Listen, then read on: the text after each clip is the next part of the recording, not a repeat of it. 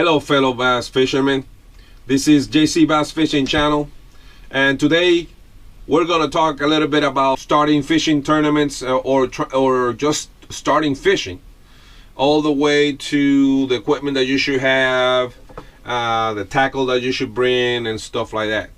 So this is part one.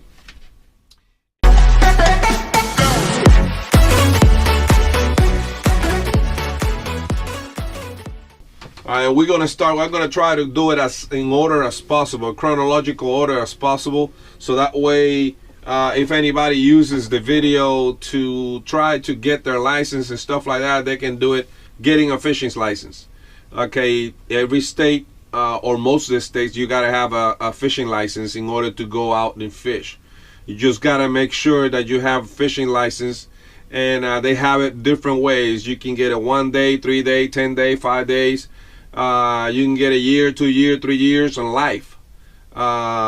They have fishing license for disabled veterans, retirees, and seniors. So it's up to which fishing license do you decide to get. Once you get a fishing license from your state, then the next thing that you need to do is you need to find a local fishing organization where you can go and start fishing bass tournaments.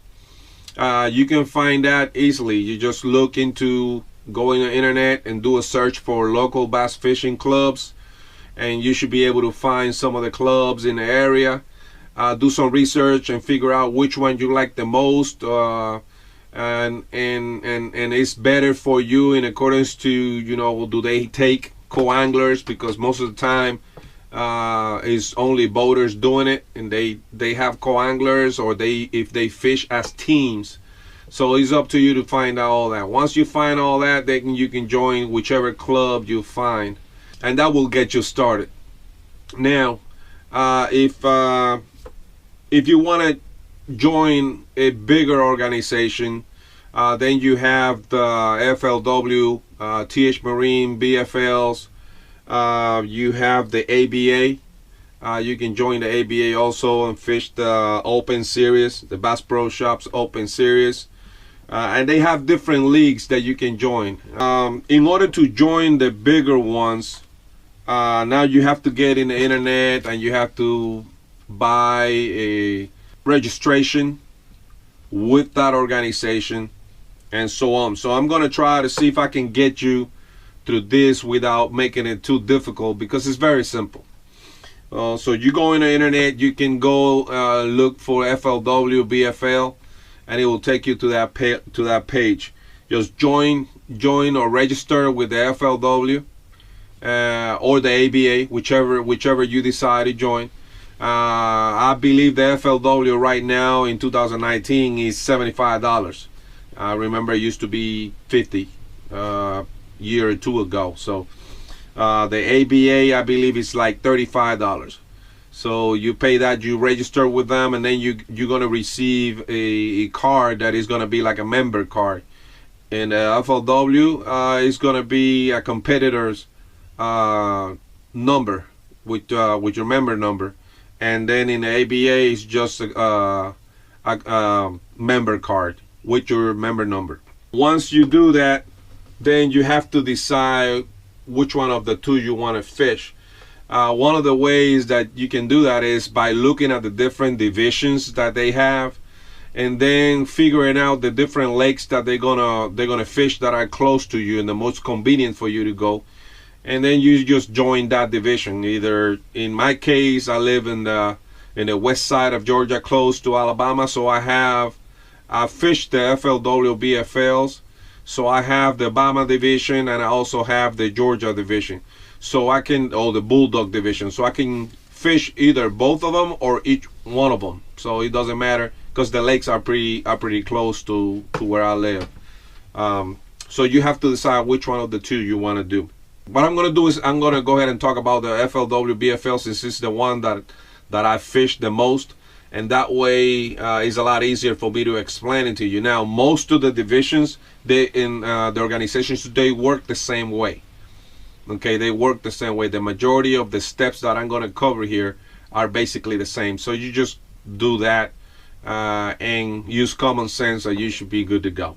So once you purchase your fishing license and you have your competitor's FLW member card, then you join one of the BFLs. You go in the internet, you go on the FLW, you look for the TH Marine BFLs, and you look for your division, and then you go ahead and join.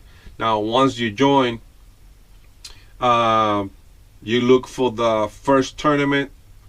You go ahead and select that tournament, register for it, and you pay. Now once you register for a tournament, a way that you can guarantee a link is that now the FLW has a TH Marine and Costa page in Facebook, where you can go in there and you can put out a message that you're looking for a boater link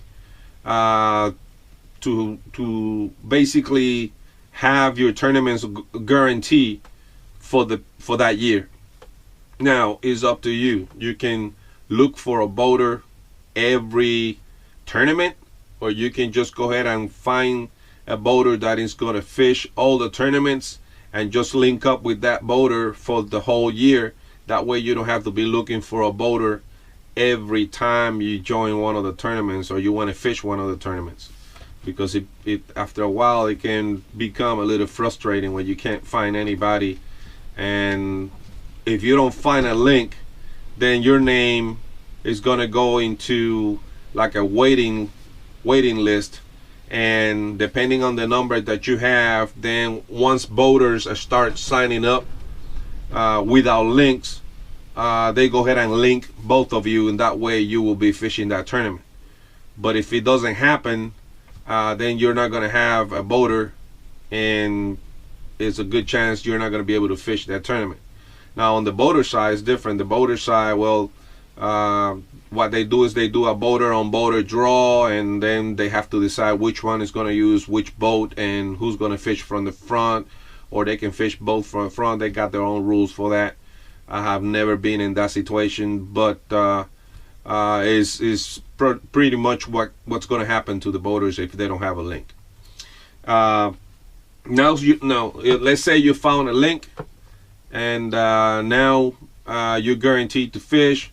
Once both of you, your boater link, and you signed up and pay, you should receive some type of email telling you that you are a guaranteed competitor and you're going to be fishing.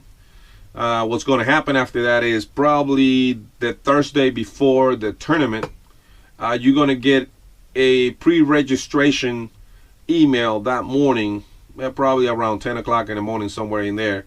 You're going to get a pre-registration email where you have to check in. You have to go in the internet and you got to check in, and once you do that, that means you don't have to go to the registration, which is usually from 4 to 6 or something like that.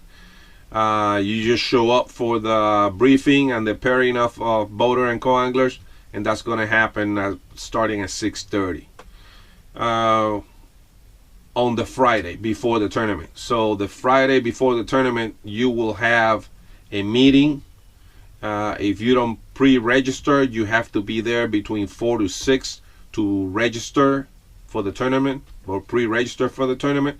And then they have the meeting / pairing briefing, which is going to happen from 6:30 on until they complete that briefing. Now that night, Friday night, they're going to pair you with the boater that you're going to fish the tournament on Saturday.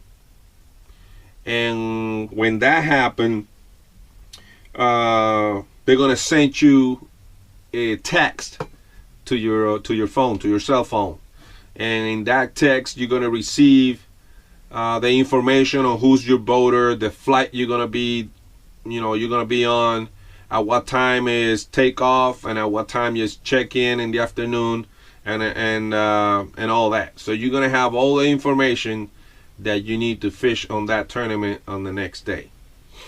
Now what's going to happen after that is basically you're going to contact your boater, because the phone number of the boater is going to be on the link, the same way the boater is going to receive a text with your information and your phone number. Once you guys talk to each other, then there's certain things that you have to discuss with him to make sure that you have the right equipment for the next day. You have to make sure that you talk to your boater and you two discuss what is the plan for the next day when you go fishing. That way, if you have to change your rods, or if you have to retie some lures and stuff like that, you can do that right before you go to sleep on Friday night. That way Saturday morning you don't have to go, you don't have to get all crazy trying to figure out what to do and trying to retie stuff when you should be fishing, instead of retying rods and retying lures. Okay, so just got to make sure that you talk to your boater and you discuss everything that's going to happen the next day. Now that's something that you have to be loyal to your boater. Once you discuss those type of things with your boater, that's between you and your boater. You can't go and telling your buddies and telling everybody about what you're going to do the next day. That's between you and your boater, and is it, now what can you talk about? Well, you can talk about where we're going to be fishing. You don't have to talk about specific lures. You got to decide that on your own. But where we're going to be fishing. We're going to be fishing shallow. We're going to be fishing deep. Things like that. If he needs you to do something for him, sometimes if you have a boat and you know how to back up a boat with a truck, then you can tell your boater, hey, listen, I have a boat and I don't have a problem backing you up. If it's okay with you, I can do that. Otherwise, if you don't feel comfortable, I'm okay with you backing it up and doing whatever you want to do on your own. It's fine with me, because there are boaters that are, they pay a lot of money for those boats, and I understand fully if they don't want you driving their truck or backing their boat into the water, and you make a mistake and there it goes. So little things like that. Do you need a seat? Do you have, as a co-angler, do you have any problems, or any physical problems that require you to have a seat in the back? Once you talk all that and everything is good to go, hey, is all it is the last thing that you have to discuss with your boater is, where are we meeting tomorrow morning and at what time? That's very important. And if you guys can decide that night, then the next morning, whoever gets to at least you have to decide which time you're gonna meet, so that way the next morning, when you guys call each other, both of you are in the ramp area somewhere, and you can direct your, go either way, figure out where to meet and find each other out. But if you don't discuss the time, you're gonna have issues. I have a buddy that he didn't discuss times with his co-angler, and they assumed they're gonna, if check, boat check was at 6 o'clock in the morning, they assumed they needed to be there at around 6:30 or something like that, and his co-angler didn't show up until 6:30. Hey, it happens. It could be the other way around. I know some boaters that if they are on the last flight, let's say is a big tournament, you got 180 boats and there's 6 flights, and takeoff starts at 7 o'clock, and they know they're not gonna take off until probably 7:30 or so. They don't drop their boat until 6:45 or something like that. So it's very important that you at least discussed at what time you both are going to meet each other. Okay, then after that, you meet each other at the ramp, you get in the boat, you get all your stuff in, and then you go fishing. You got to make sure that you have all your equipment, and I'm going to be talking about all your equipment and all that on the part 2 of this video. So I'm going to leave all that information when it comes to equipment We're gonna talk in the second part of this video. We're gonna talk about your tackle bag and what you need to bring and how to make it easy on yourself and also on the boater when it comes to bringing equipment and bringing stuff to your boater's boat. So I'm gonna leave all that for the next part. Right now I'm gonna close this one, so make sure that you subscribe. Make sure you hit that button down in the bottom and subscribe.